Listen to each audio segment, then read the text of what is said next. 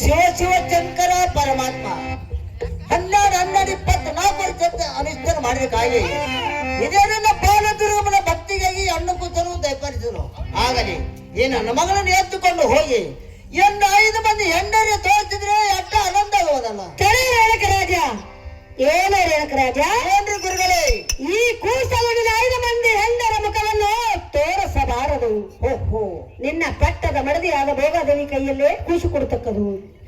ಕೂಸಿನ ಹತ್ತಿರ ಕಾಮದರ ಕಲ್ಪವೃಕ್ಷ ಕೊಟ್ಟು ಕಳುವಿರೇನು.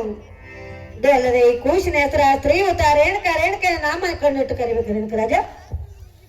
ಆಗಲು ಗುರುಗಳೇ ತಾವು ಹೇಳಿದಂತೆ ಎನ್ನ ಪಟ್ಟದ ಮಡದಿಯಾದ ಭೋಗತ್ತಿ ಕೈಯಲ್ಲಿ ಕೊಡುತ್ತೇನೆ. ನನಗೆ ಹೋಗಿ ಬರ್ಲಿಕ್ಕೆ ಆಗ್ತಿರೋದ್ರು ದಯಪಡ್ತಿರ್ಬೋದು. ನಿನಗೆ ಜಯವಾಗಲಿ ರೇಣಕರಾಜ, ಹೋಗಿ ಬರುವಂತ ನಂಗೆ. ಭೋಗದೇವಿ ಭೋಗದೇವಿ ಯಾಕ್ರಿ ಪತ್ತಿದೇವ್ರಿ? ಏನು ಮಾಡ್ತೀರಿ ಮನೆಯಲ್ಲಿ? ಮನೆಯಲ್ಲಿ ಸೇರಿನ ಪೂಜನೆ ಮಾಡುತ್ತಾ ಪ್ರತಿನೇ ಪತ್ತಿದೇವ್ರಿ. ಆ ದೇವರ ಪೂಜೆಯನ್ನು ಮುಗಿಸ್ಕೊಂಡು ಬೇಗನೆ ಹೊರಗೆ ಬರಬೇಕು. ಆಗಲಿ ಪತ್ತಿದೇವ್ರಿ.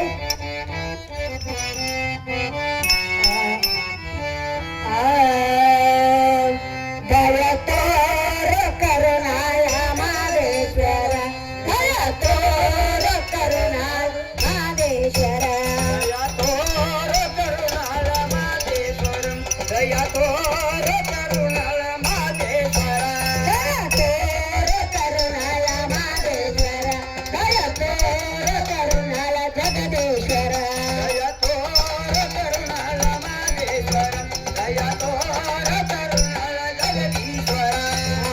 ನಿನ್ನ ಸತಿಯನ್ನ ಕನಕರದ ನೋಡ, ಈಗಿನ ಸತಿಯನ್ನು ಕನಕರದ ನೋಡ, ಭಕ್ತನ ಕನಕರದ ನೋಡ, ಸತಿಯನ್ನು ಕನಕರದ ನೋಡ. ದಯತೋರ ಕರುಣಾಳ ಮಾದೇಶ್ವರ, ದಯತೋರ ಕರುಣಾಳ ಜಗದೇಶ್ವರ, ದಯತೋರ ಕರುಣಾಳ ಮಾದೇಶ್ವರ, ದಯತೋರ ಕರುಣಾಳ ಜಗದೀಶ್ವರ.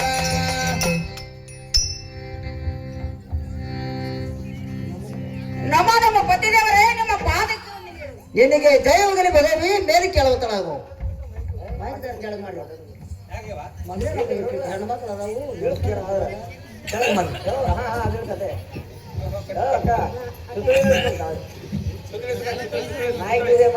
ಹೌದು